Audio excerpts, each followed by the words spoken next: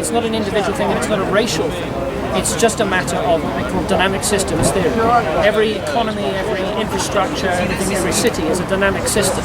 And in any dynamic system, if you push it hard enough, if you inject enough energy into it, enough people into it, if you like, in one go, you will break it, it will crash. Guaranteed, every time. Every dynamic system you can think of, from an ecosystem to an economy to an individual tree, if you put enough change into that system quickly enough, you'll destroy it, it'll die, it'll crash, because it cannot adapt, it cannot cope. And this is why thinking globally, or having a single global economy doesn't work. It's a total disaster.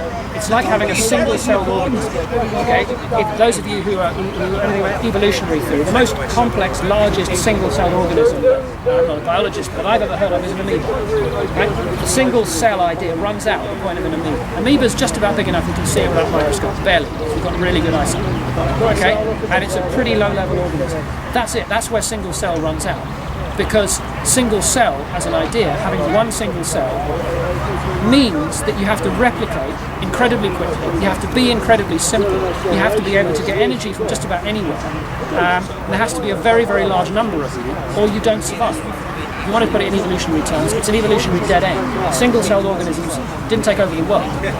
Multi-celled organisms did. And what the globalists are doing is making the world economy into a single machine, into a single-celled organism, because it makes the pond they can play in and the amount of money they can make, the scale at which they can run their businesses, the amount they can earn, bigger. Not because it works better, but because it makes them wealthier, because it makes them more powerful, because it means puts more people under their thumb and there's less people who can do what they want without their interference. But it's a total disaster, because what they're doing is they're going from a multi-celled system where the economy of France crashes. That's really bad for the French, but it's really good for the Germans because it makes French wine really cheap.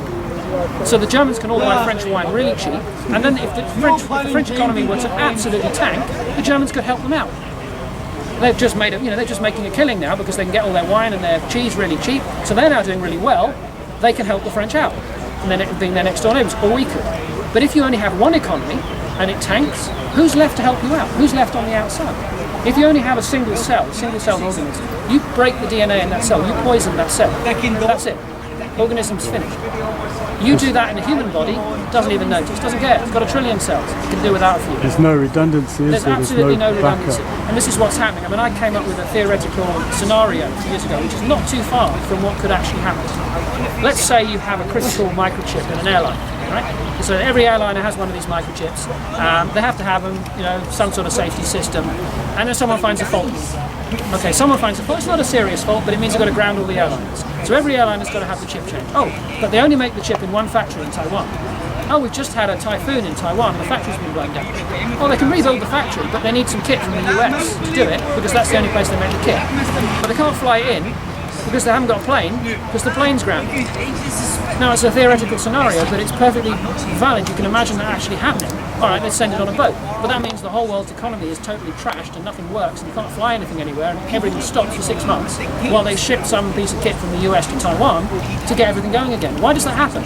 It happens because things are only done in one place. Now, a lot of these guys in there will like to talk about economic efficiency. They say, oh, well, we have globalisation because it indicates economic efficiency. But what does economic efficiency get you? What economic efficiency gets you is the most efficient factory for making that microchip stays in business and makes a fortune. The rest of them will go out of business because they're not efficient enough. So you end up with precisely one guy who makes that thing. Now he's the best at it. And that economically, from an economist's point of view, is the best outcome. Because he makes it best, he makes it cheapest, he makes the money from doing it, let him do it. But from a slightly different point of view, from a more human point of view, if there's only one guy doing it, and he kills over, if there's only one factory doing it and it blows down, disaster. There's no robustness. What you're doing is you're exchanging a robust system, a multi-cell system, a system that can sustain itself, that can survive crises, attacks, tsunamis, disasters, for a system that's incredibly efficient, that makes the people involved unbelievably wealthy, but which can't survive anything. You can tip it over with a feather. When the slightest thing goes wrong, you've got thousands of what they call single points of failure all over the system. Now, anyone who's involved in computer design or in software like I am knows that the thing you want to avoid more than anything else is a single point of failure. If you've got a critical system, any single point of failure is a disaster waiting to happen. What these guys are doing with their foolish greed is they're creating single points of failure all over the global economic system. And sooner or later, one of those single points of failure is going to fail. And, you know, the current financial crisis we have is going to pale into insignificance to the kind of, you know, to the situation where you can't get a pair of shoes.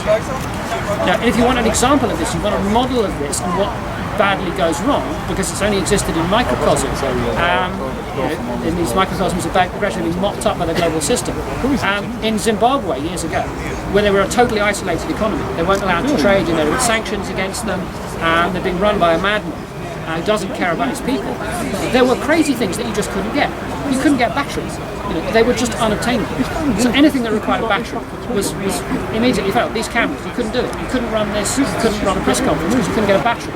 You literally couldn't get a battery in the country, and if somebody had one, you could exchange it for gold. Because if somebody really, really needed a battery to keep their heart monitor running, they'd pay in gold. You know, they'd pay any amount of money to get hold of a battery. How stupid is that? Battery's not difficult to make. Battery's not expensive. It's not even that slightly resource expensive. But batteries in the rest of the world, we don't even think about it. They're cheap. Why couldn't they get batteries in that economy? Because nobody made them and nobody imported them. Because it was a centrally planned, single economy that had one crazy person's mind running the whole thing. And if he hadn't thought that maybe we need some batteries and organised getting them, they didn't arrive. They didn't turn up. They couldn't be made. They couldn't be imported. There were sanctions. There were difficulties, and it didn't happen. Now, what these guys are creating on a global scale is this kind of madman's paradise where they think they are so clever, that they are so advanced, that they are so incredibly knowledgeable that they can run the whole world economy, that they can manage all these markets, that they can put in place all the rules that they want and all the laws that they want, and run everything on a global scale. As the man who was here just now, think on a global scale. Well, have you ever tried managing a hospital? Have you ever tried managing 1,000 people? Have you ever tried managing a small town? And these guys think they can run the world, you know? And a handful of people? It's crazy. It's madman stuff. It is absolute lunacy. 150 years ago, they would have been laughed at and locked up. And there were people like that, and they were laughed at and locked up because you can't do it. And the sheer arrogance and lunacy of these people, I mean, they call us lunatics being out here and saying that they are conspiring. But the real lunacy here, the real madness, is to think that you can run the world economy as a single system and that you can manage that and not have total crash and total disaster.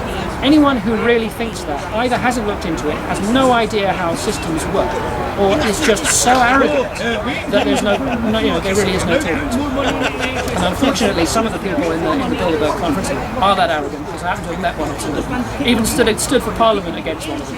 And believe me, the level of their arrogance, it's hard to even comprehend it until you've actually seen it up close. Anyway. What's your opinion on Barroso? My opinion on? Barroso. Sorry, I'm not hearing it. I'm closer. Barroso. Oh, Barroso. Ah, yes, the President of Europe, the Emperor of the non-imperial empire. I wouldn't want him within 100 yards of me. As far as I'm concerned, he's a traitor to his country. He's a scumbag of the highest order, and I don't want to have anything to do with him. I don't want to insult the Portuguese because you know I don't believe he is any longer Portuguese, and he no longer believes he is any longer Portuguese either. When Nigel Farage sat next to him at the front of the European Parliament and had a Union Jack on his desk, Nigel had a Union Jack on his desk about 4 inches high, and Barroso complained that he had a national flag on his desk. Nigel said to him, pointing at the 20-foot square, massive EU flag hanging on the wall, but the flag of your country is up there. And Barroso agreed. So anyone left in Portugal who believes that Mr. Barroso he thinks he's Portuguese or is doing anything on behalf of Portugal, I'm afraid you're sadly mistaken. Thank you very much. Thank you. All right. Even if it was on stage,